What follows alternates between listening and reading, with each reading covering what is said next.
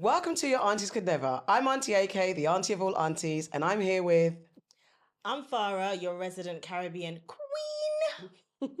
I'm Nana, aka the Black Fairy, aka Dark and Lovely. And I'm all things sugar and shade, Sade. Hey!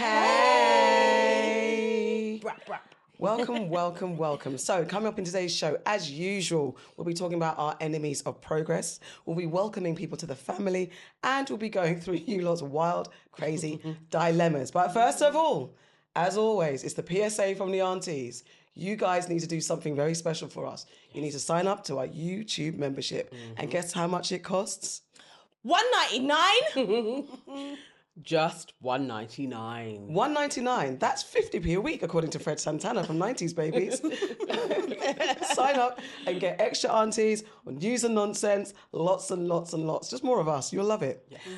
Also, guys, for those of you listening on the podcast waves, on your favourite podcast listening platform, please leave us some great comments. Please leave us excellent reviews. Please give us...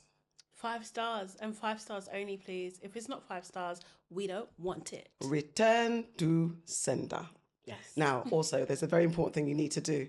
Get your shoulders ready. And you need to boop the like button, boop the like button, boop the like button, boop the like button, boop the like button, boop the like button, boop the like button. boop it. Now. I mean, that was central. Because I'm an essential babe, girls. Is everybody okay, though? Yes. Yeah, you're good? It's cold, though. It's cold. Yeah. In London. Yeah, in London. I don't know where anywhere else. I don't know. Maybe it's cold in the country. Honestly, they said 50 days of rain, yeah, and they weren't joking, Mate. Like, honestly, they were hailstones. What? Where? They said Hailstones. They said 50 days of rain. Yeah, they That's did. like biblical. What's going on? They did. New But World apparently Order. it wasn't the Met Office that said it. Oh, Who said it? Well, the tinfoil hat people. Oh, okay. Josh. Like, has it stopped raining though? No, it It's hasn't. not stopped. No. So, whatever. Cursed us. Who, me? Josh. Who's Josh? Who's Josh? The person that said it. Oh. It sounds like a weatherman name, Josh. Okay. Michael. I don't even know what to say there. Michael Fisher. Michael Fisher. What did he do? Michael Fisher said there wasn't going to be a hurricane. He goes, no, it's a lie. There's not going to be a hurricane. And then there was an English equivalent of a hurricane. Was it 86? 87 or something 87, like that. yeah. I remember The that. big I storm. remember Mark. Oh. Yeah, and then Is like since He's no longer. Is he with us? he has departed. Yeah, I thought This, so. this realm. Yeah. Yes, It was this wrong. unproblematic, right? We hope so. We Yeah. hope so. Weathermen Yeah. never have anything going on. Don't do say they? that. I'm sure. mean, Next minute, And headlines, we're breaking gonna have news. a Why would you flurry say that? Of examples. At the moment, weathermen are doing raps because you know. Did you see the You know what I weatherman mean? that did? Did you see the weatherman that did the Kendrick Lamar? Yes, Um, I thought that was quite problematic. it was annoying, wasn't it? Yeah, You just I'm ruined not the a fan. thing. Oh, really? Yeah, Yeah. he did. You did them. They're not like us. What? Yeah, they're not like us. The weather, the heat. It was just a bit too. Yeah. You know when someone ruins something that's fun. Oh no, I like it when they do that. No, it's when they slightly do like cringe. Beyonce songs and stuff. I just I don't- love it. I just wasn't feeling him. Yeah, it was a okay. little bit too much. Okay. All right, guys, let's get into it. So much has been happening. We continue to wish our LGBTQIA family happy Pride Month. I hope it's going well for you. And we hope that the corporations aren't taking the mickey as they do with all the special months. Kate Middleton apparently won't return to royal duties after taking time off due to her cancer preventative treatment. Protests are taking place in Birmingham after a racist attack on a black man and his pregnant girlfriend. Solidarity with those in Birmingham protesting. Young Miami says city girls aren't working anymore and she and JT will be pursuing solo projects. PSA, the first case of sexually transmitted ringworm has been reported in America. Brianna Joy Gray was fired from The Hill for rolling her eyes during an interview with an Israeli woman discussing her sister being held hostage by Hamas. Fiona Harvey, aka the allegedly real baby reindeer, is suing Netflix for £133 million. And breaking news, dun dun dun, Krishan Rock has been arrested after walking into a courthouse with her son. More updates on that probably later. But now let's get into who's our enemy of progress. Auntie Nana, take it away. Okay, starting with me this week. So we have our election roundups, which will probably be a staple until the elections. But a couple of days ago, there was a 7-party debate that took place on the BBC with the top parties involved in that. And the viewers elected that Nigel Farage was the winner. Nigel Farage, the leader of the Reform Party. Basically, Nigel Farage was spouting the same shit that he always spouts. You know, he wanted to lead on immigration, and he said nobody was talking about that. And though all of the other parties gave very good, sound reasons why migration is needed to keep this country going, Nigel Farage still went on that. But what I want to focus on as an enemy of progress is stop and search. Because for some reason, I think this may be the Gen Zs. I'm blaming them for this one. They don't know how detrimental stop and search is to the Black community, because we are generally the focus of a stop and search. It doesn't actually stop crime. All it does is criminalize Black folk. So, you know, Nigel Farage having this point of what we need is stop and search is racist. And there's too many Black people that are following this example that stop and search is needed, because I think they don't remember the 70s and the sus laws and how many people were criminalized through stop and search. So I'm throwing that out there to the table. What say you on stop and search? And do you think that maybe we need it, or is it an enemy of progress? What do you think? Who's going first? I think it's an enemy of progress overall for all the things you said. It disproportionately affects us as a Black community, because they don't discern who's who. They just go for any Black boy and usually Black boys, and they drag them up. They don't take time with them, not careful with them. No, there's no duty of care. Treat them all the same. And for, you know, those who are guilty, those who are not, it's just traumatizing all in all. Doesn't help anyone who is in the game in who's doing wrong. Doesn't help them in their relationship with the police, and doesn't help innocent kids who are just minding their own business and getting lumped in the same back. I think there needs to be a different way to do it. We cannot ignore the fact there is a problem in a lot of youth communities. However, if we're talking about our own community, yes, we have a problem with gangs and stuff like that. Yes, there has been a problem with young boys stabbing each other mostly. Yes, we do understand that. I don't know how we deal with it, because it's very hard to have a nuanced conversation about how we stop this. Yes, we know poverty, we know social issues, we know broken homes, know all those things contribute. But also, let's look at the top. Isn't it the government that's continuing this world that we live in where it's broken, and easy fixes are not done? They just rather spread all this nonsense rhetoric, criminalise the wrong people, and don't even criminalise themselves for messing up the world. So definitely agree with you, it's an enemy of progress. Yeah. This is basically treating cancer with paracetamol. Yeah. You know, like the problem is not the youths in general. Like, it is, but why are they in this circle? Why does it continuously happen? I don't think stop and search is the right way to go around it. I also question Nigel Farage's motives, especially given the fact that he said it's not about race. Yes. Well, who gets stopped and searched? Predominantly exactly. Black people. You know, so it is about race, Nigel, so you can't say that. I think people forget that there is knife crime all over the UK. Go to Glasgow. What's it like over there? Yeah. You know, there's a lot of knife crime everywhere, but we just get put in the press. It gets focused onto Black and brown people. I think they need to look at what they're doing in the communities, why their youth centres closed, why there are no parks, why there are no programmes for young people. All of these things lead to people being on the streets and not having much to do and being influenced by negative forces. Yeah. So they also need to look at the police and what they're doing to prevent drug dealers being able to do some of the stuff that they're able to do. Yeah. You know, I don't know no Black man that knows that has that kind of massive link. It comes from somewhere. It comes from people other than us. We might know the man that knows the man, but do we really know the man? Exactly. So it's in? a bigger problem than they're putting out there. That's my thing.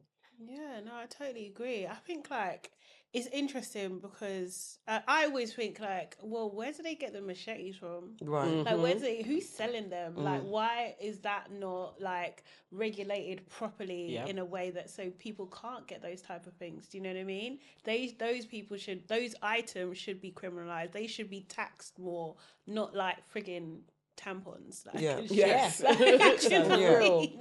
it's ridiculous. So yeah, I don't think it works. I do think there's an information gap between like the younger generation, do you know what I mean, in terms of like they're thinking that this could be a viable solution, but we have evidence that it just doesn't work. Like, we've lived through it doesn't work. It's just never in our favor. So I think, like, they'll finally see, right? Do you know what I mean? Like if they ask for it and it happens again, then the cycle will just repeat itself. Really. Yeah. It's a hard one. I'm thinking like the fact that Nigel Farage got the top speaker in that debate hurts my heart. Like literally, it's like the nation has been played by him being in I'm a Celebrity and everything else. It's like, can people not see this guy as a charlatan? Like, why can they not see that he is a snake oil salesman? Because he has been in those things, right? Because he plays to entertainment. It's like the same as Boris. Do you know what I mean? It's just like he's a personality. He's not for he's for racism, but like he's just a personality. So people warm to those type of characters. Like look at Trump. Yeah. Do you know what I mean? Like it's just like we're living in a pantomime when it comes to politics. It's not. Yeah. It's not a serious. It's a normal human fic. Like, can we say that the general public in general is a little bit dim? I would say it's not fair? I think that's not necessarily what it is. It's not. I mean, we couldn't say like the average Joe is not that clever, but I think also they know, and this is where the people who are saying that he's winning really think about how you're being manipulated. They destroyed the country. They've mashed it up. Everything is shit because of them. And then they've dumbed it down, made it shit, and then now they're saying it's immigrants and it's the blacks and it's the non-whites and it's, they're all coming to take your jobs. But time and time again, so maybe actually as I'm speaking, maybe you are a bit stupid to keep listening to these people that play to the lower base, like low-hanging fruit arguments just to win you over. I think people are fed up, disenfranchised. That's why you got the far right walking and marching and thinking that these people are for you. They're not for you. That's the problem. And this is what politicians do. They go for the working class. They mess with us and play to their base and then make sure that then these guys are going to follow them to the polls. And then after they're just there for their boys. The right-wing conservatives are not for the average working class. They don't respect you. They don't respect non-whites. They don't respect anybody that's not the 1% have got money. They don't respect you. I think what people need to realise is that the majority of the British public don't understand politics.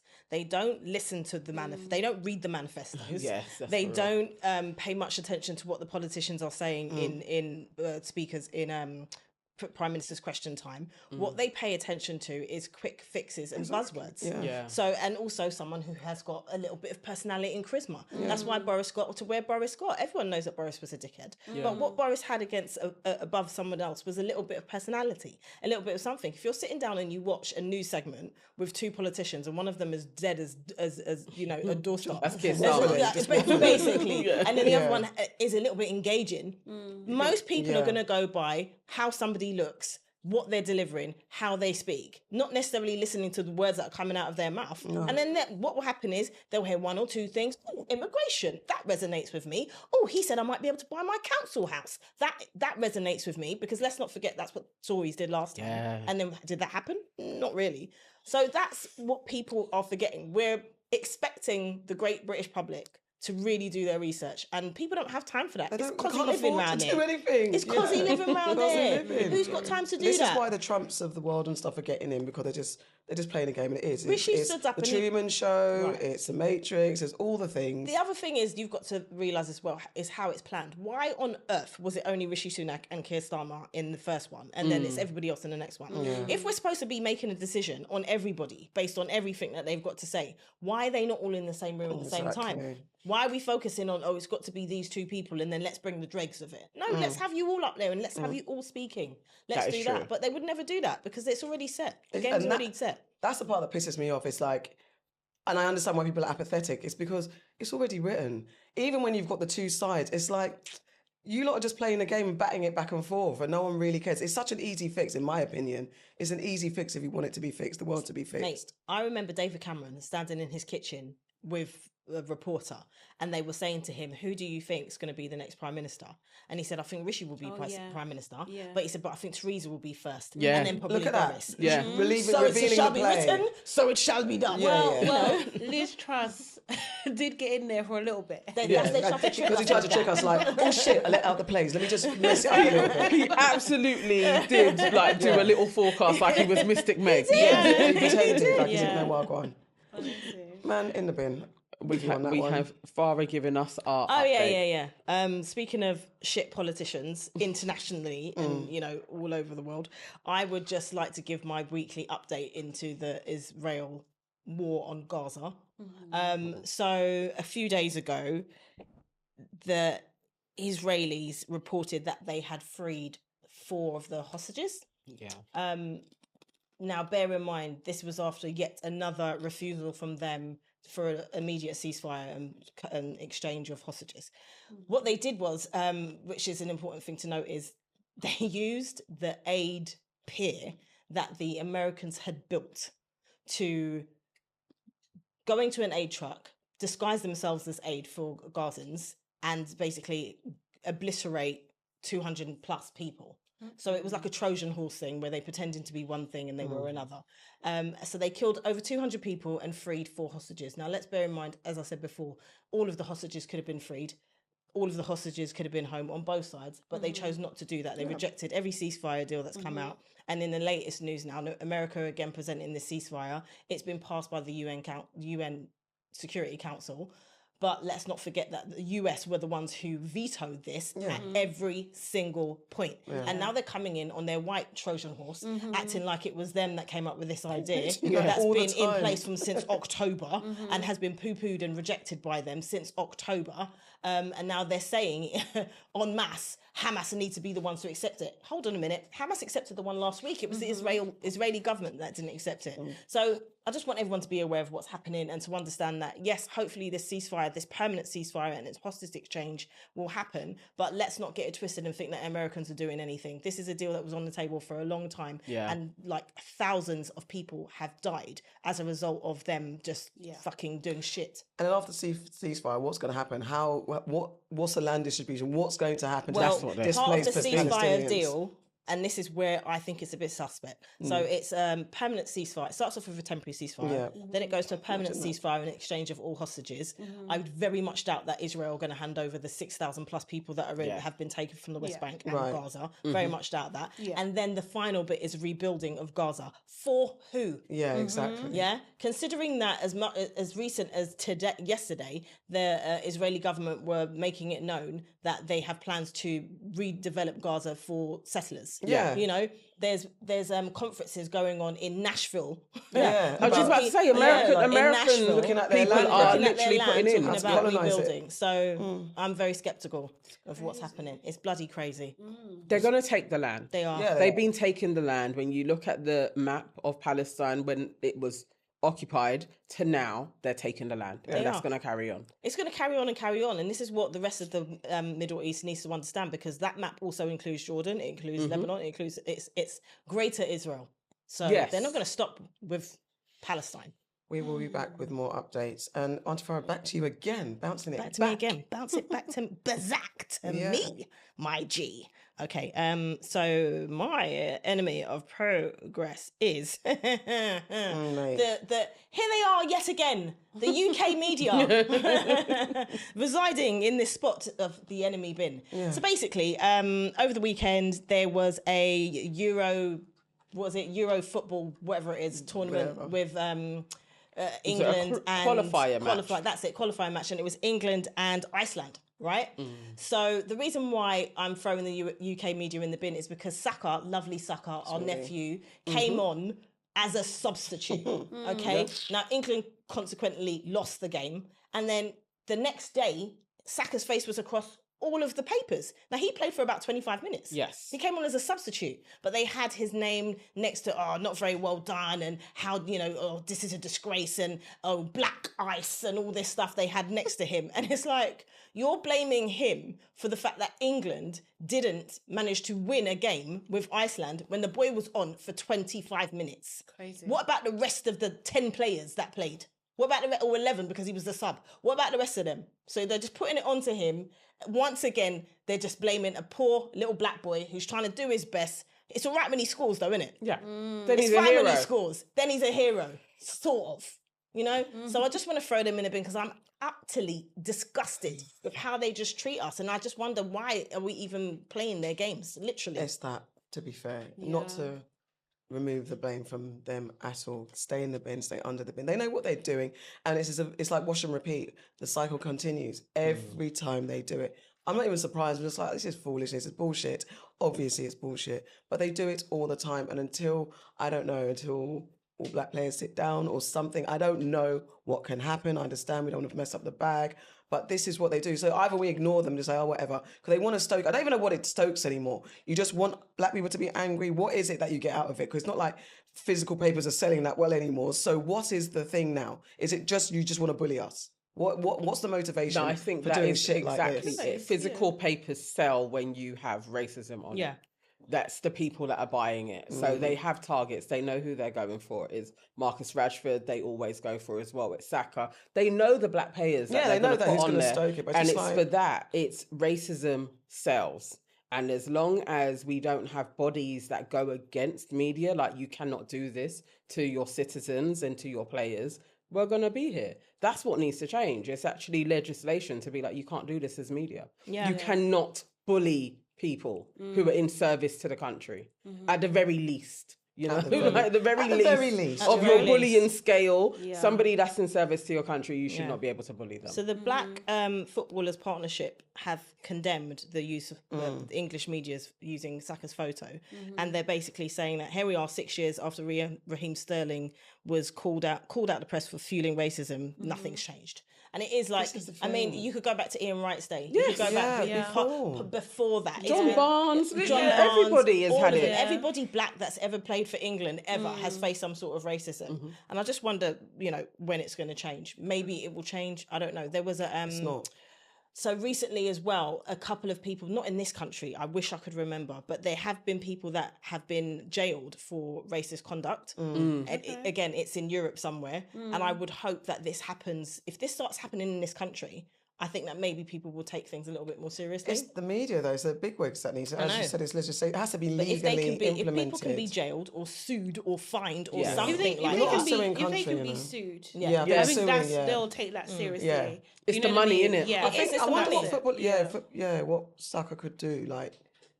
Because it's energy to sue as well, and it's emotionally draining. Because it's money, and it's money as well. It's money to time sue. we just want to play and mind your own business and play, but it's effort, isn't it? You know what we need?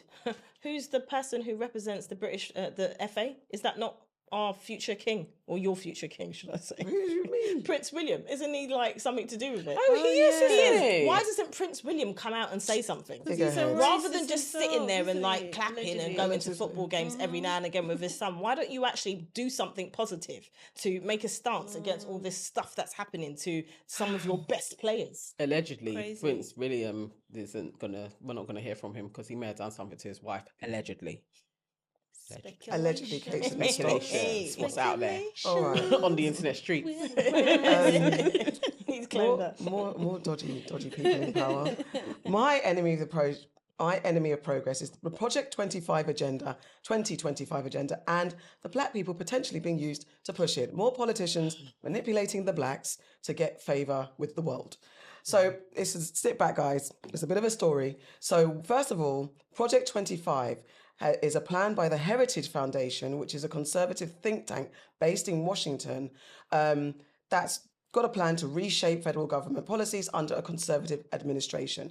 So if Trump Republicans win this presidential election, this apparently is the agenda that's going to be implemented.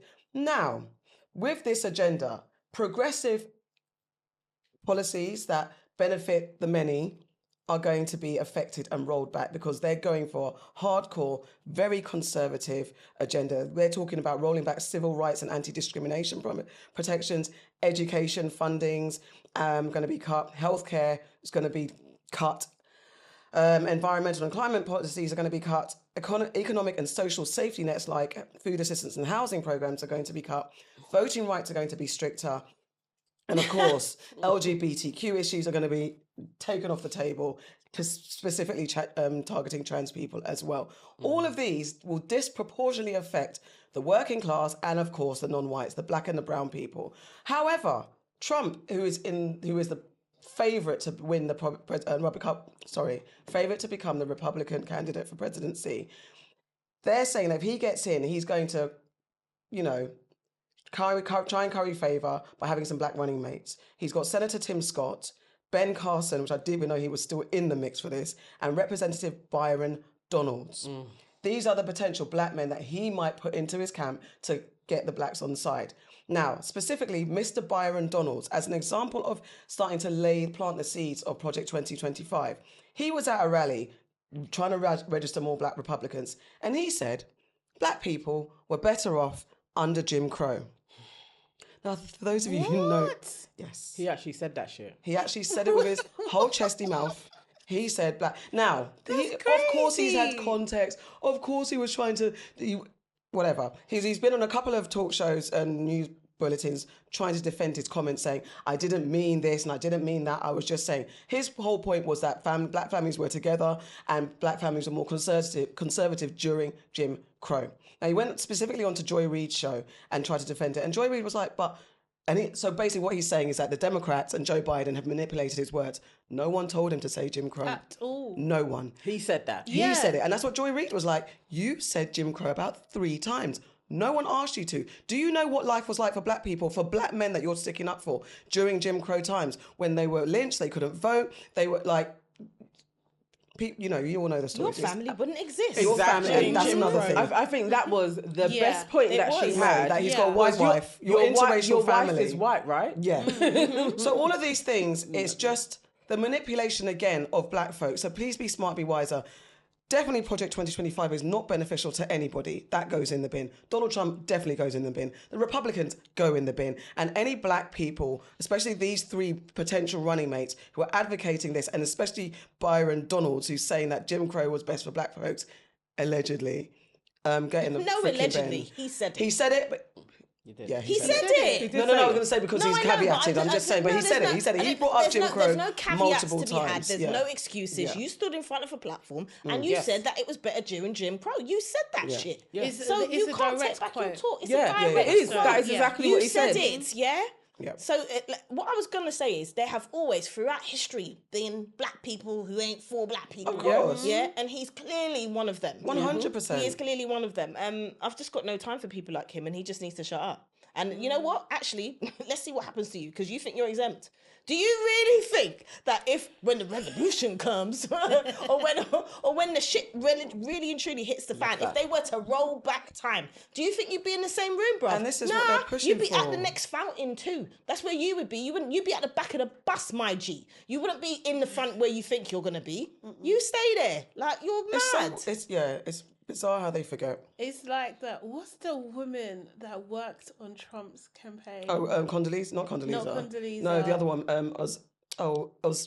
Osmarosa. Yes. Yeah. Omarosa. Omarosa. Yeah. Omarosa. Yeah. Omarosa, yeah. Okay. It's like her. She thought she was exempt. Yeah. You know? Do you know what I mean? And she was there pushing up her chest. Yeah. Like, this is a bit of me. Yeah. Then she got bowling alleyed out of there. Definitely. They rolled her out. Yeah. Why is Seriously. it that black folk never see the pattern of this? Because know. there is so many examples of the ones that are like, listen, this is how it goes, and the Republicans are for us, and this is what we are with conservative values, and then sooner or later they roll you out.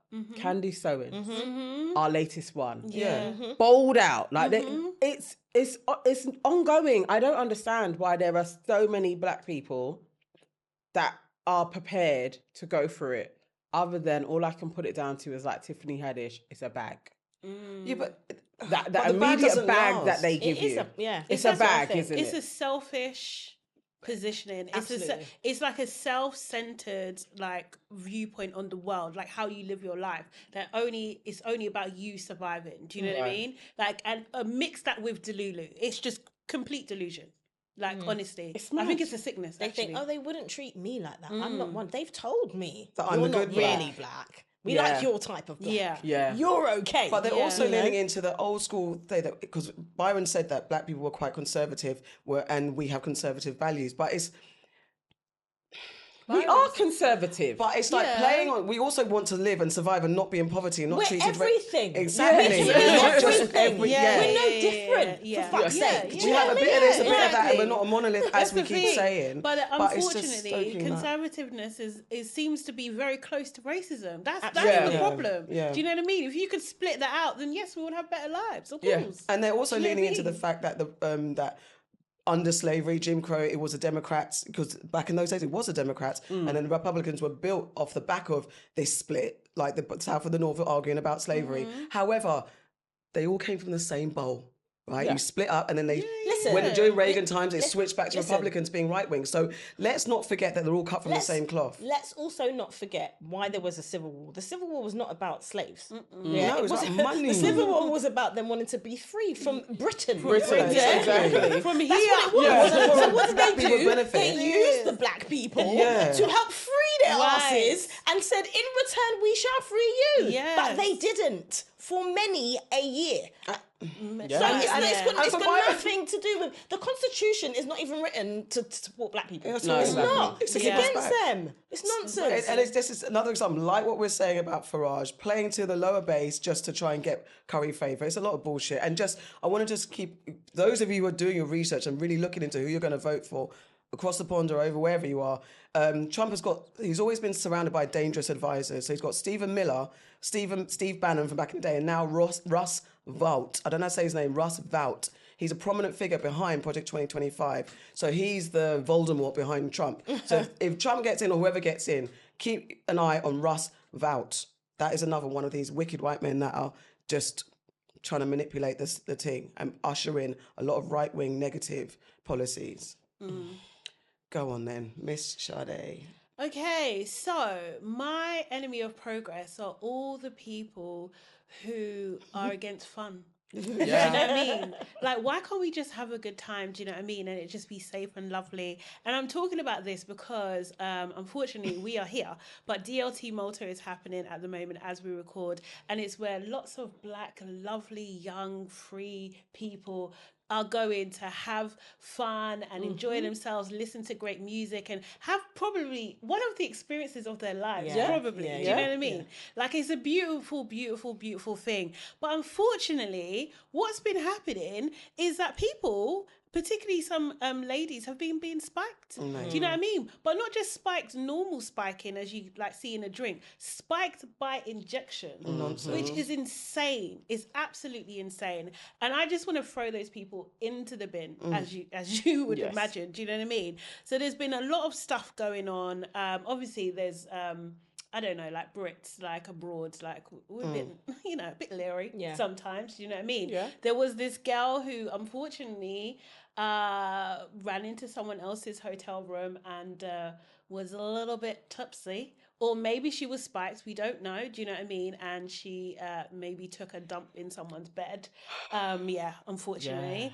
I know the grossness of it. No bowel control. There was poo.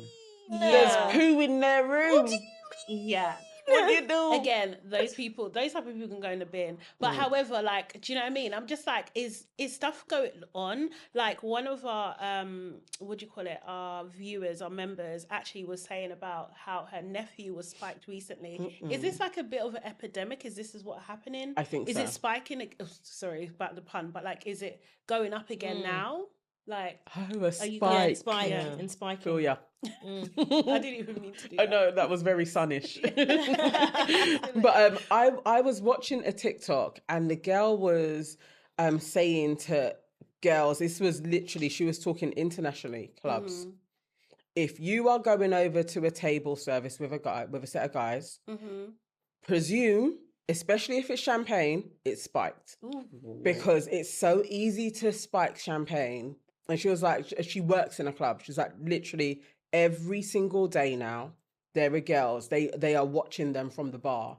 And it's like they were fine. And then they're out of it. And literally men are taking them out from that table. Oh my God. So it definitely is a problem. It's a huge problem. And really people need to be really aware because definitely seems to be a problem in the Black community now, which it wasn't when we were younger. It wasn't even a Do thing. you know It what's was such- wild? This is how international it is. Like my mum was telling me recently that someone we know, it happened to their daughter in Grenada.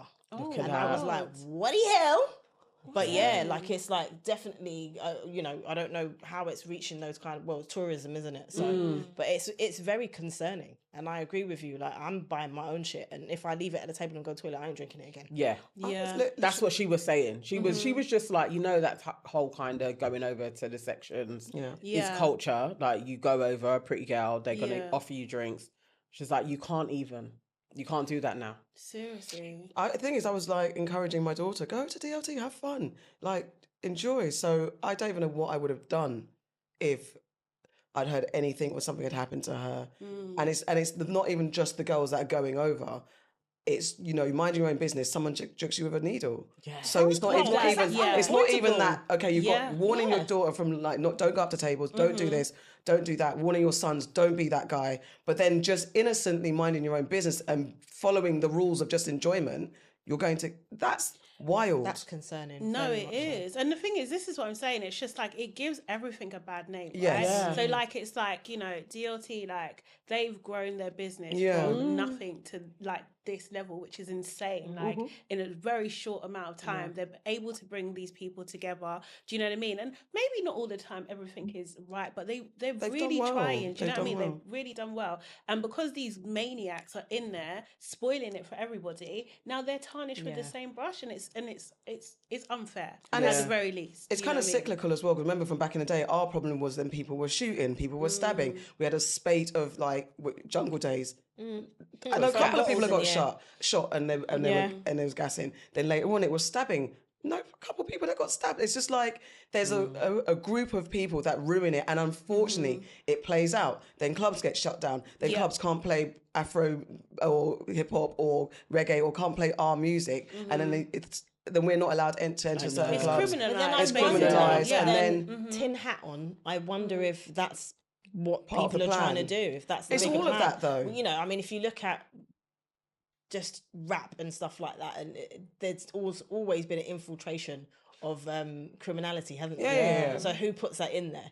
You know, like any kind of organisation where Black people are doing well, something happens to fucking crash. I mean, it's the truth of the matter. It's so real. Definitely, when we had I had a company called Meant to Excel, and it was 10 of us were doing our events, and there was loads of people putting on events in the city. I have no doubt in my mind they were adding in a criminal element, because everybody just wanted to have fun. And then slowly shit started to go Pete-tong, and then it was like, you can't play R&B. What are you talking about? That's our music. The music can't be like the criminal element. And then, so basically you're shutting down clubs to us. And it's about regulation. There was a lot of money being made, and they shut that down. So you ended that industry. Now we're having a resurgence. What do we have now? People are being drugged. No, it has something to do with them. It definitely has something to do with them, because it stops a whole spate of Black folks becoming really influential and having a lot of money. Definitely. There's something in it. It's Definitely. playing to fears, isn't it? Do you know what I mean? Like it's really playing to women's safety. Really and truly, like as a Black woman, you can't actually just go out with your friends on a girl's holiday. Do you know what I mean? Or with your boyfriend or whatever, like kind of thing. And it's a rite of passage, have isn't it? Yeah, like, it should be. It should be. It's and true. it's just annoying. Because my daughter says, I'm going, you're not going, and that's it. Yeah, it's a lot. I mean, it's kind of on the same subject, but the femicide rates for Black women in London is exceptionally high. And yeah, I think my angle of why it's an enemy of progress is whenever you talk about this, and Richie Brave spoke about it on One Extra, and he seemed to come under fire because it's high for Black women to be killed in London, but the evidence shows that they're being killed by Black men. And there seems to be a backlash in actually saying this, which is just factual. Like, it's like you're targeting Black men, like, you know, what are the circumstances? There was just so many shitty comments instead of addressing what is going on, why are black women being targeted and killed disproportionately to literally everybody else, it turned into, here we go again, going after the black man. It's just, it's crazy. It's, and then I guess there is a part of, so the stats are that in 2022, that there was 21 murders of women and 9 of them were black. So that comes to 43%. Now, 21 murders for a whole year. Yes, it's not crazy, but that 9 of them were black. The stats are there that's disproportionate. Yeah. So that's a factor. But people are going on like, so of all the murders that took place in the whole year, if only 21 were killed and only 9 of them were black, that's not that high. The word only. We're 3% of the population. That's extremely high. Yeah. Do you Is know it what I not? mean? It's crazy. Do you know what annoys me? Is that I'm really sick, and I know we've all said it here. Just because we're black doesn't mean that you can't admit or highlight when black people are doing wrong. Yeah. This is a fact. It's a fact. The evidence is there. We shouldn't like keep quiet about something like that because we don't want to offend the black man. Yeah. You know, like what's going on? Let's look at what's going on. Let's think about why these people are committing these murders. What's happening in society to make them do that? What is lacking? And it could go back to the government, like we've said. It could go back to all of those things, like we highlight. But let's not hide the fact that it's there. But that's something, I think that's something that affects us in all. We've talked about crime in raves. We've talked about knife crime. All these sensitive topics that affect us disproportionately, we do find it hard to talk about because we're always attacked and we're always painted as the poster child of everything negative. So we are generally, psychologically, generationally scarred and traumatized that everything that happens negatively to us gets used against us. So we are very sensitive about talking about things that affect us in public. And definitely that black man versus black woman agenda is so sensitive for us and risky topic to talk about between us. This is why we can't have this conversation properly. And I think it applies to everything. We can never really talk about the things that affect us in this way. I don't know how we do it or how we get over it because it's just stats. Statistically, race on race, you kill with, so you kill like it's something that's normal, but people usually, murders and things and crimes happen to the people that look like you. It is what it is. You don't go out of your community usually to go and kill somebody else. It doesn't happen like that. It's who you see every day. You're familiar. That's what you do. So it's not like a down on black men. There are other things also affecting us disproportionately within our community. It doesn't mean to say that we're shitting on black men, but this is an issue. Domestic violence is an issue globally for everybody. And yes, in our community, we have a problem with it. Yeah. So we have to address it. And as you said, it is not just that black men are wicked, but there are things that are affecting us. We have high suicide rates in for black men. So all these things, mental health is a problem that isn't dealt with in the same way because, again, we don't have The stigma. It's like we can't talk about it properly. Yeah. That's So we it. can't talk about anything. This That's is the the thing. thing. And I feel like there's a lack of accountability, though, I Yes. think, with black men in general. Do you know what I mean? And I feel like we're now getting to like, you know, the edge of the conversation where it's possible for them to potentially hold their friend accountable. Yeah. Do you know what I mean? Or if they see something that they're going to do something, do you know what I mean? Or they're going to tell someone rather than just mind their business or whatever, which is usually the norm. Do you know what I mean? And it's just like, I don't know why they're so pressed because if it's not you, what are you upset about? You should not like the person who is killing black women. You shouldn't be defending that person. Do you know what I mean? It pisses me off so much because it's like, I just don't understand. Why are you more angry about the fact that the people issue, are talking about it rather than the what is issue? actually That's happening? just- Do you know that's what I mean? what bothering you. Because That's those what women happens, can yeah. be your sister, your niece, your cousin, your mother. It could be anyone around you. Do you know what I mean? Like, it fucking annoys me. I'm sorry, it really No, but does. it's true because it's Seriously. like we've said. You know, there's this thing of black men don't talk, and now they're on podcasts talking all the time, right? Talking about their issues about and what what? they're going through and all these things. All right, talk, hold each other accountable. Let's talk about it. Let's talk about the things that are happening in our community that are affecting you. Because maybe if you open up and you talk, then you can go and get counselling, and then you won't beat up your wife and kill her. Why? You know, but let's talk about it. Do you know what I mean? To address what needs to be, But no, what needs to be it's done. not every time you say something. Not all men. We're not talking about talking about all you. men. We're not talking about you. Do you know what I should mean? be holding the person accountable. Seriously. All right.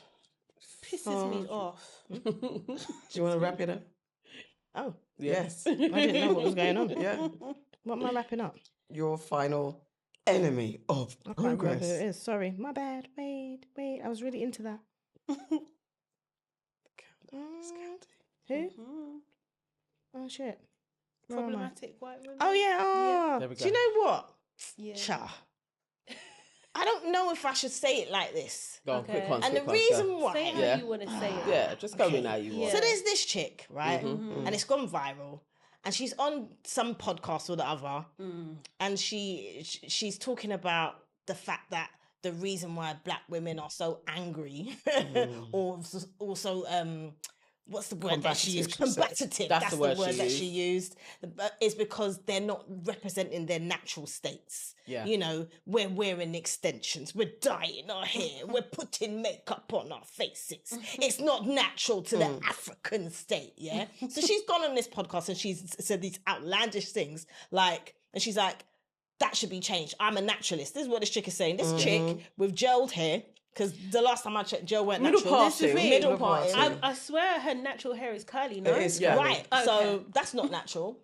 So how far down the line are we going to go? Yeah. Like, do you cream your skin? Oh no, That's not- it doesn't apply to her. Oh, it doesn't apply to No. her. It's also Okay. Okay.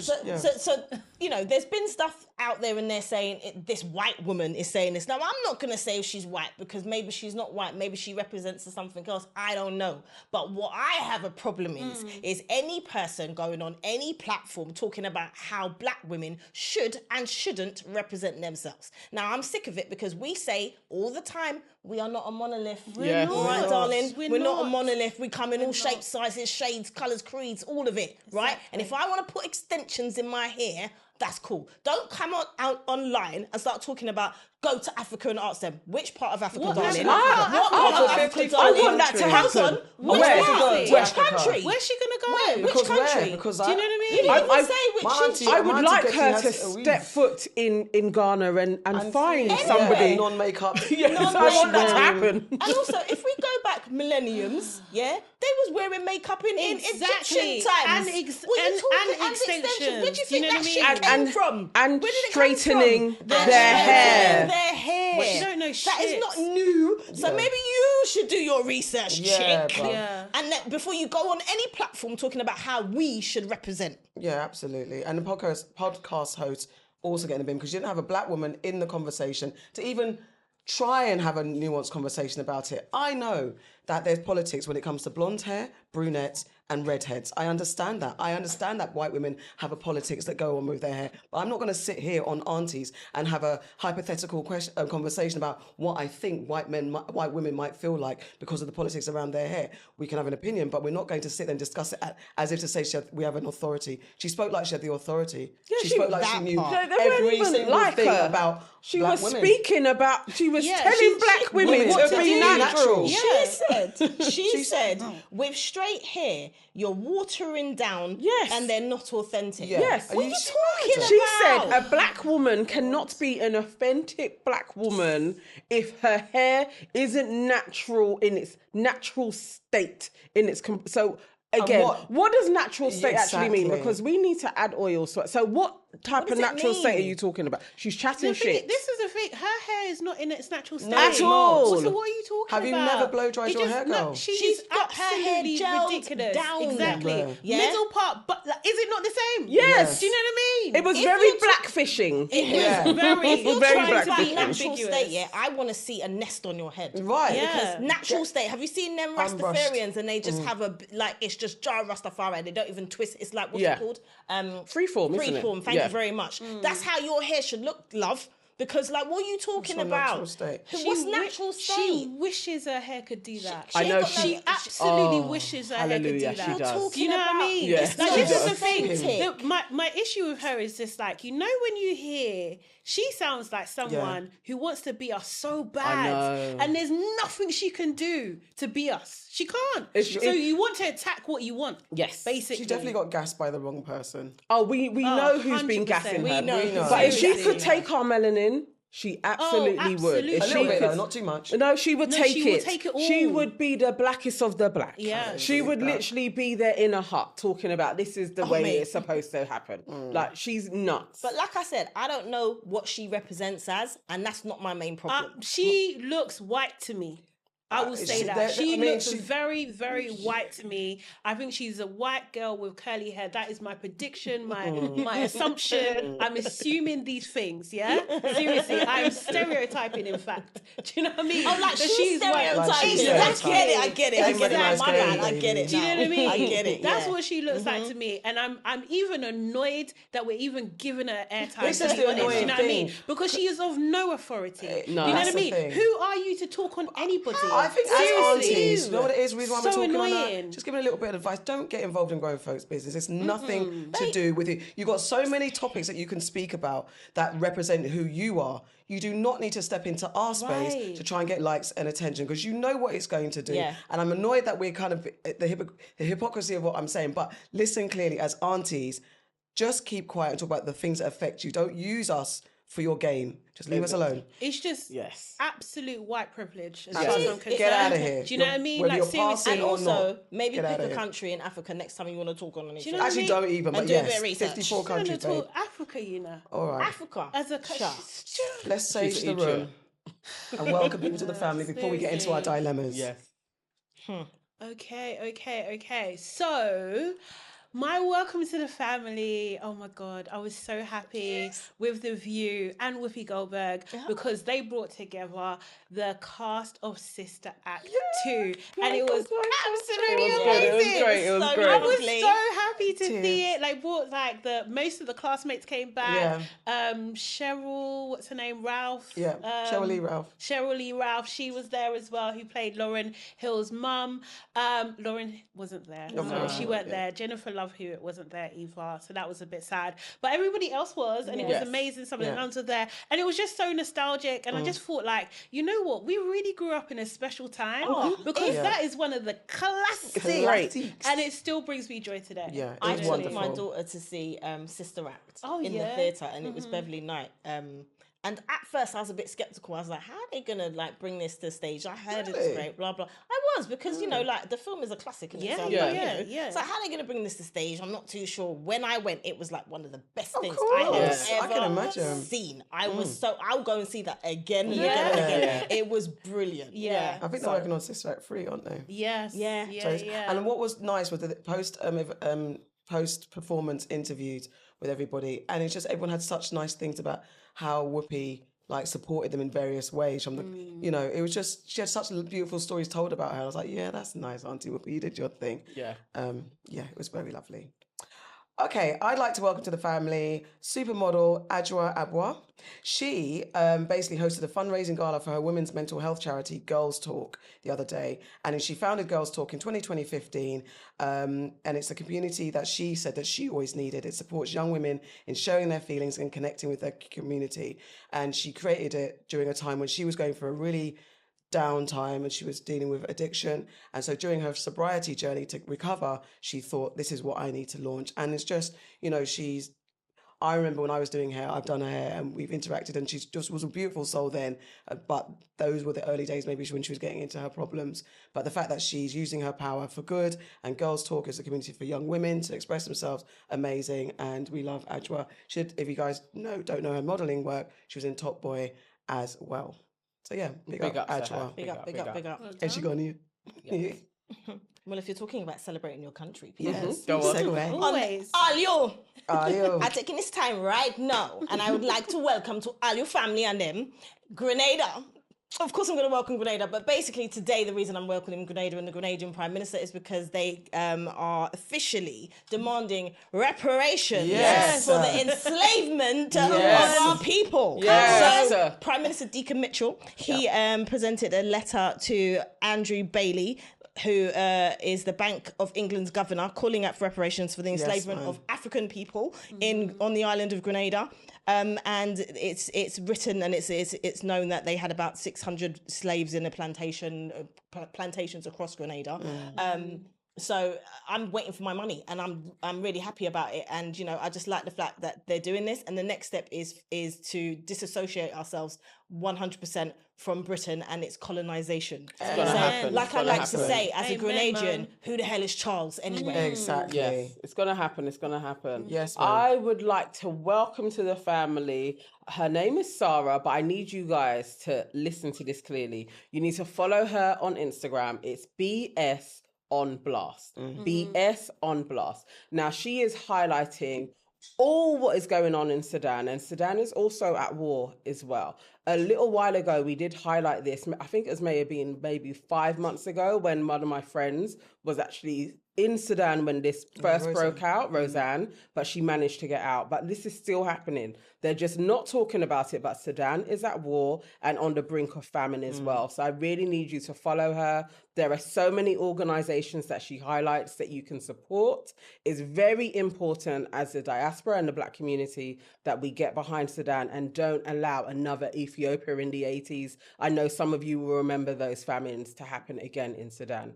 Let's stay together and think about the Congo as well as Palestine. All of the places where there's war, And we all need to of them support. are related. You know, Yes. if you look into what's going on across all of those three places, it is related to the Western world and imperialism and money. Money and land grabbing. Yes. All right, guys, let's get into Aunties Know Best. Or we get into you guys. Was that a little? Yeah, it was a reminder? Aunties Know Best. Getting back into our dilemmas. Okay, so first of all, this one we found on the socials.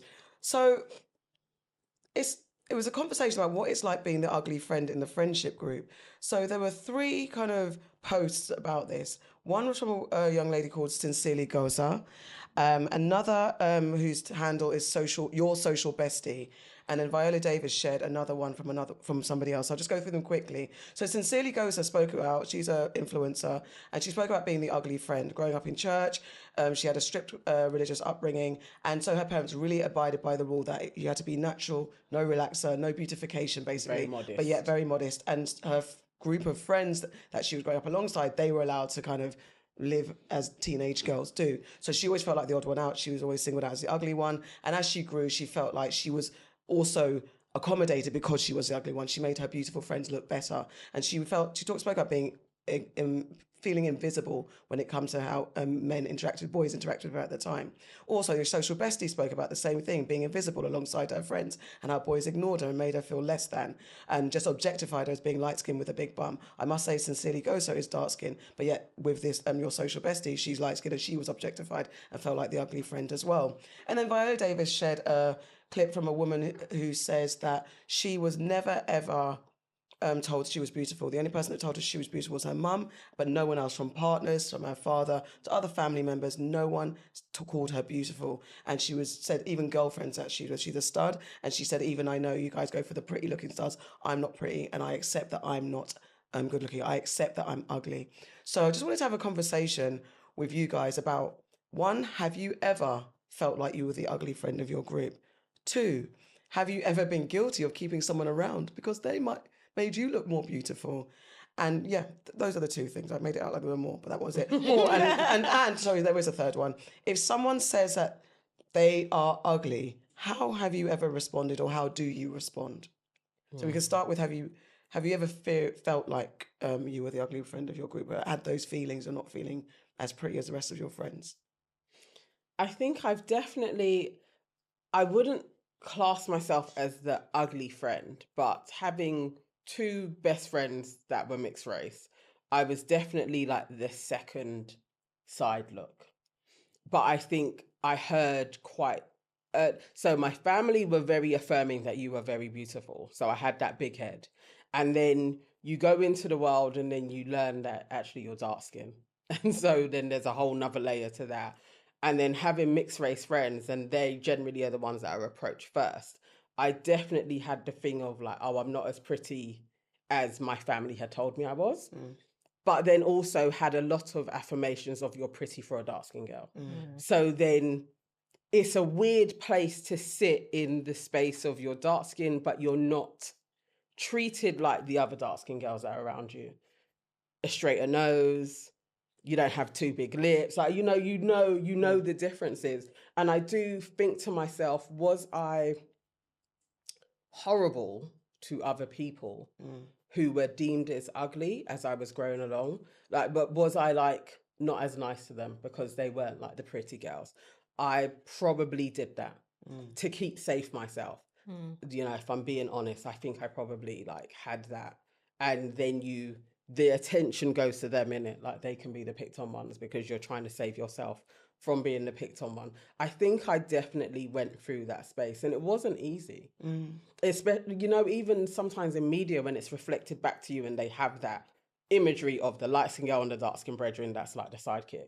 It's like, yeah, I kind of held that position with personality, though you kind of be the personality one, the one that's funny, the one that can talk more. Like, you go into that role. I definitely had that growing up. Yeah, it shaped who I am though.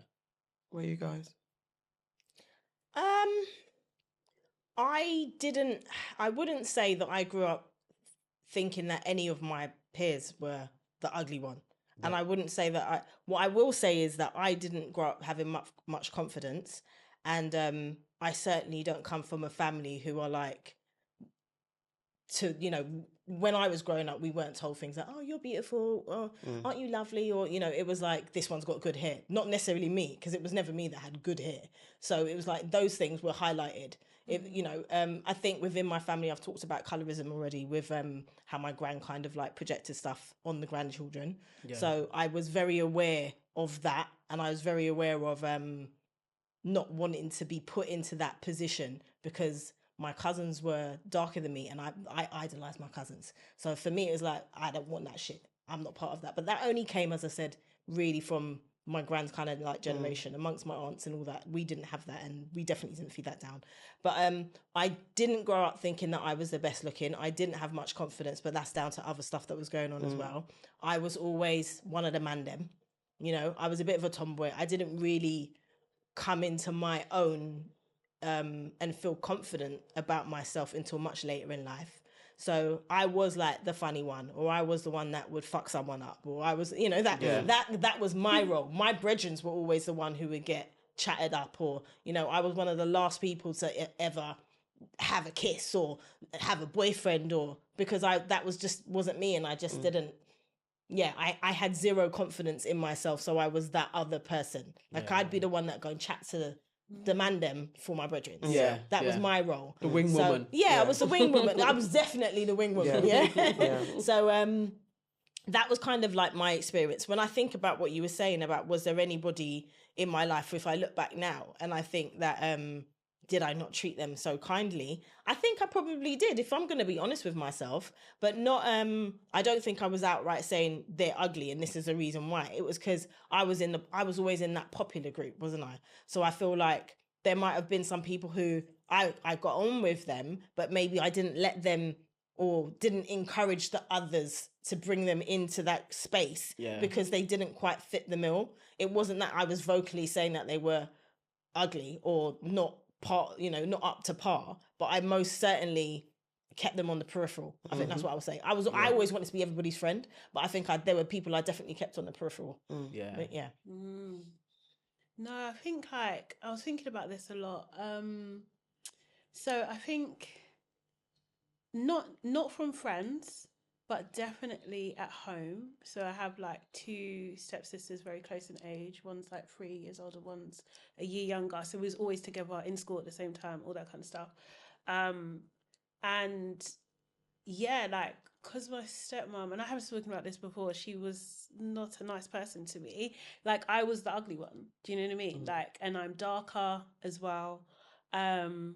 So there's a mix going on. Like, do you know what I mean? Like, I just saw it as fact, and I took what she said as literal. Like, do you know what I mean? Like, this is a fact, and she, you know, she's my parent, you know, do you know what I mean? Like, her opinion is it's not an opinion, actually. Yeah, that's a state. Do you know what I mean? Like, this is how it goes. Yeah, exactly. So like, I was definitely treated differently, which I won't go all into, but definitely there was a difference in terms of like how I looked, how I was dressed, how I was treated in the home.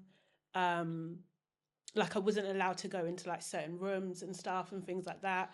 It was just very, and this was all attributed to like what I look like. Do you know what I mean? So it was very like a lot. Yeah. So I wasn't expecting this actually. I won't touch you. I know you don't. No, it's okay. But yeah, so it wasn't until I really came out of the home, well, kind of a school a little bit as well, kind of thing. But like in school, to be fair, I don't know. There was a lot going on because I was that friend as well that was the fighter, but I didn't speak much. Do you know what I mean? Like, unless you really knew me, which to be fair is probably the same as today. like, I am more quieter. Do you know what I mean? I'm more introverted. Kind of man for you. Do you know what I mean? Like, I absolutely will, and I have done. No, I shouldn't say that.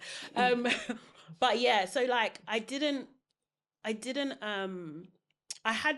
obviously I had friends and stuff. Do you know what I mean? I had one friend, very close friend in secondary school who was mixed race.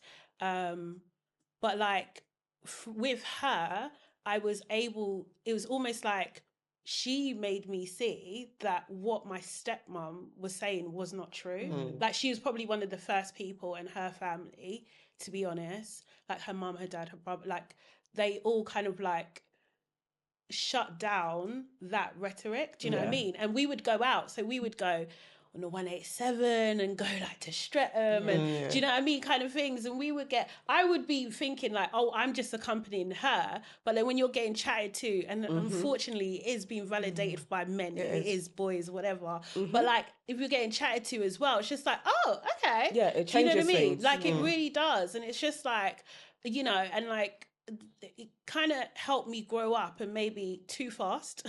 We're going to see them, but too fast. You know what I mean? But there was definitely a lot of male validation that made me see things differently. Just even like my physical attributes, like my lips. Do you know what I mean? That kind of thing. That used to be like in my household was not a good fit. It really wasn't. And I'm like the spitting image of my dad, so it was very confusing to me. Like, you love him, so why do you hate me? It didn't make sense. But more like about her than you. Yeah, exactly. But the men or the boys, obviously I was young there, they loved them. So it was just like, oh, okay, cool. And like having big eyes, and like I was a bit curvy, do you know what I mean? I had no waist and all of those kind of things. So it was like very focused on the sexual, I will say, that kind of thing, but definitely changed the perception very quickly when I came out of the house. So I never had any of that. I just always felt that I was ugly, and I'd never had the validation from anybody. Mum would always say she was cute, I was cute, and it was such a beautiful baby, but then there was not like, you're such a beautiful girl, or you're such a beautiful, do you know what I mean? And I don't think she even meant it, because she says it, she gives me so many compliments today. But I think growing up, she always said, Honan, you were such a beautiful baby. But it was me following trends that would be, well, why have you done this to your hair? Why have you done this? Or why are you doing this? And why are you doing that? So then it was not necessarily, I never ever felt my mum thought I was ugly at all.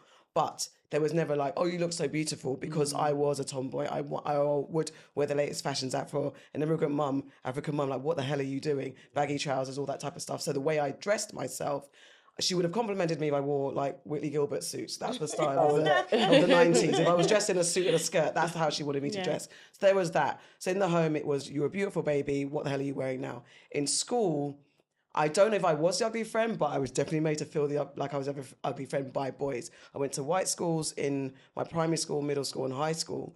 And in primary school, I'm surrounded by white boys. And though when you're around what you're around, you fancy what you fancy. So I remember fancying the boys in the school, because that's all you had as you're growing up. No one ever moved to me. No one said I was nice. I remember there was a mixed race boy in the year above. It's like I had to hold on to my blackness even as a little girl. So there was a mixed race boy in the year above that I fancied him always throughout the years, but no one paid me any attention, and everyone around me was getting attention. And then, you know, there were also, when we moved to high school, there were white girls that were getting black boys and mixed race boys, and again, no one's paying me any attention. And so I went through that as, I don't get attention. I fancy boys, of course, but then no, I wouldn't get any attention. And I think as that went on, I resigned myself to the fact that I'm not pretty. So I definitely refused to dress up my pretty. So I didn't wear makeup, or if I did, I'd wear really black lipstick and be really, I'd rebel against anything anyone told me. I'm going to do this. I'll wear blue lipstick because I don't care. I'm not taking myself seriously. I'd always make sure that I looked a little bit off so that people would say... Is that like a defense It was a defense mechanism because it was like, I don't want, and I always had this thought, I don't want anyone to think that I think I'm nice. So I'm not going to try and breathe myself. Because I always thought if I put makeup on, someone would be like, what the fuck are you doing? You can't dress that up. That kind of thing is going to come your way. They're going to say, they're why gonna are you like trying that? to, why are you trying to look hide nice? in plain sight. Yeah, so I'm like, I'm not going to dress. I know what I know. It's like I'm saying I know I'm ugly, so I'm not going to try. So, and I think I definitely, it's not like I didn't have, some guys would like me, and then sometimes I remember a situation where this guy came and chirped me in front of my friends, and because I was so insecure of them laughing at me and thinking, why the hell is he chirping her? I was rude to him. And I never forget that because I knew him, so I messaged him and said, I'm so sorry for my behaviour, because I did the typical thing when they say, like, you approach a girl and she's rude and she makes a man feel stupid. I did that because I was so self-conscious. I thought my friends would laugh at me being chirped, and they would think, why is she getting chirped? Yeah. And so I was a bit like, who are you talking to? Why are you talking to me though? And I was, because they were also laughing, and I didn't know that, I felt like they were laughing at me. So I was just like, I'm going to stop this. I blatantly liked him. Obviously I would have, and then he was like, it's cool, but nothing happened. I blocked my own blessing because I was so insecure, and it was my friends that made me insecure without them saying anything. It's not like they ever said that you were ugly, they never said anything like that. We all went out, no one did that, but I was definitely, though, isn't it? Yeah, and I was definitely the last to get chirps. I believe, I don't, they might have different stories, but I believe I was the last to get attention.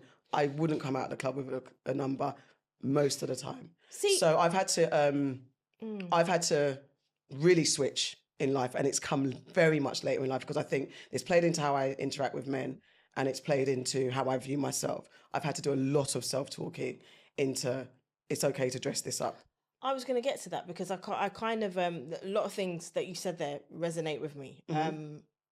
Definitely the tomboy element. Yeah. And it's hiding in plain sight. Like, I don't want to draw any attention to me whatsoever. So let me dress in the baggiest of baggiest. Let me not, put on makeup. Let me not do anything where anyone's going to look at me and think that you think you're nice. Yeah. So I definitely understand that. But I do also understand that by doing that, some of that stuff was myself. Yeah, I did that to myself. You know, I put those insecurities on myself, and some of it was from being at home and the shit that I won't go into detail. Some of the stuff that I went through, like in my own household, some of the stuff that I went through within my own family. But I had to, like you, I had to get to a point where I feel comfortable with myself, and that took many, many years.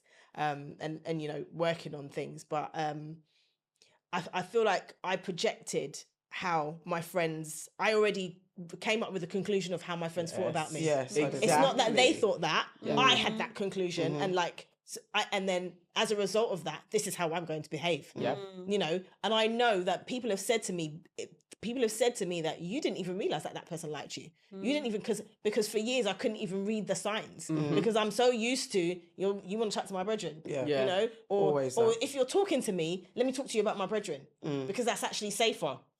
Or so I really resonate with what you're saying. It's all the masking. It's all the masking. I know. I've been with you when we was in New York, and it's funny. Yes, you were getting chirps, and I was watching you be oblivious to the come on, and literally like, how does she not know that this dude is trying to chirp her?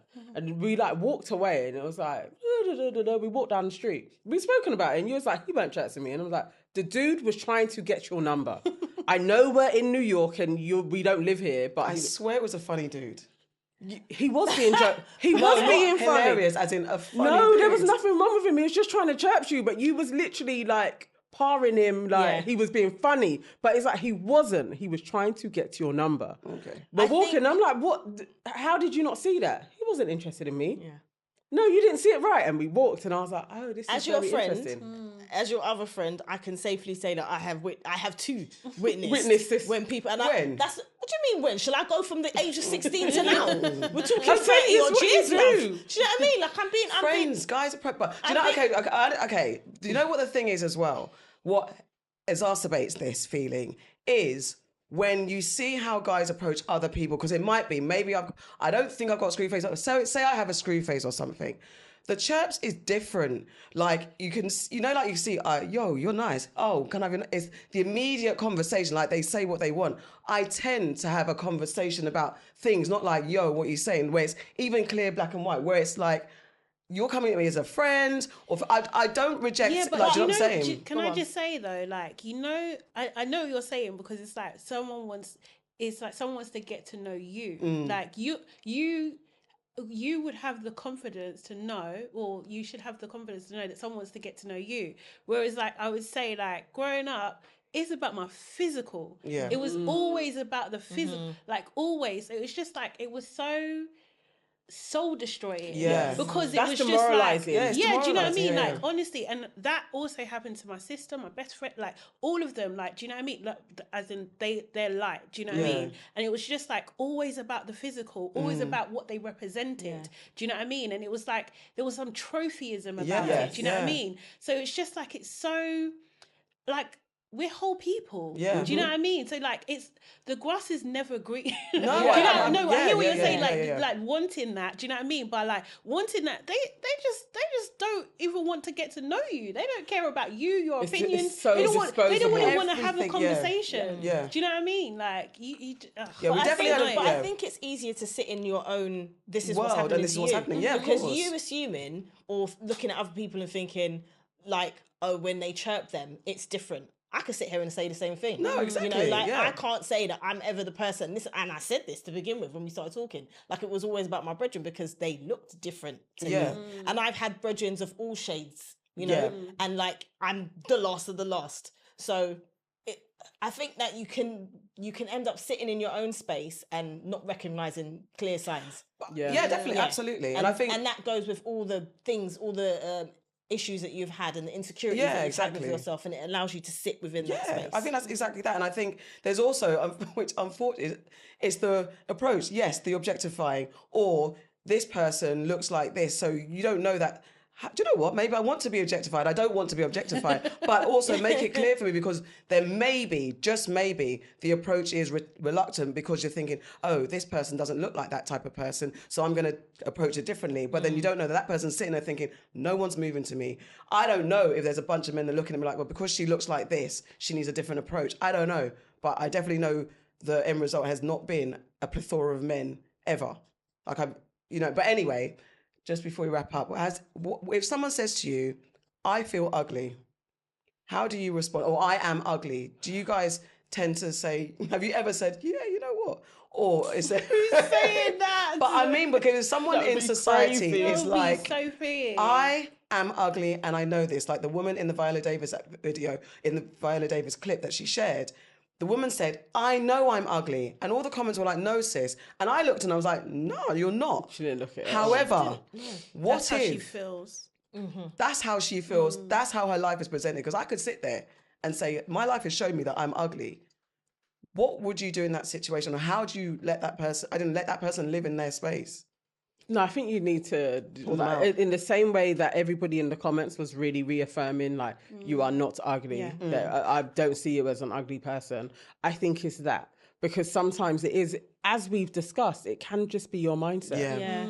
And so all you can do, you can't change somebody's mind though, but you can be a space, you can hold space for them to be like, I don't see you like that. And that's it. And reaffirm them each time they turn up and they're dressed in something that you say, to me, you look beautiful. I haven't had anybody directly be like, I am ugly though. But if somebody did, I would reaffirm them every time I saw them. I haven't had I'm ugly as a statement, but like I've definitely had young people in my life being like, am I pretty? Yes. Do you know what I Same. mean? That kind of thing. And it's just like, well, yeah.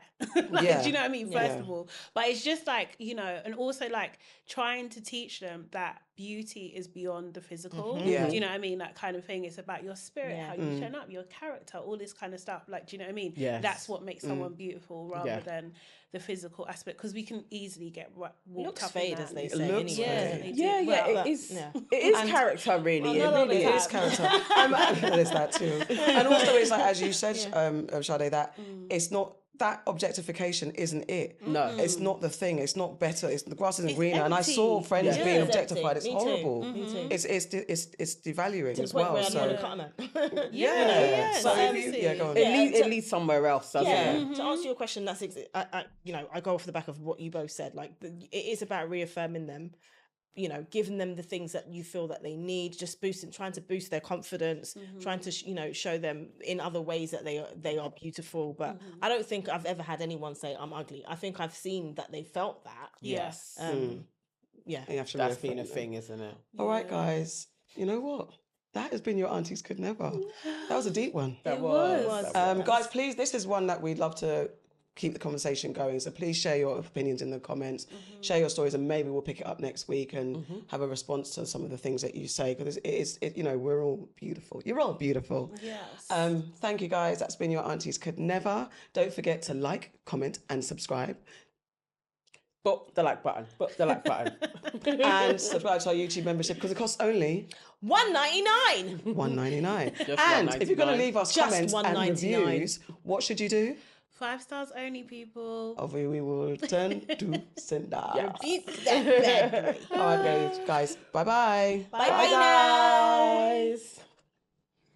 Rotty.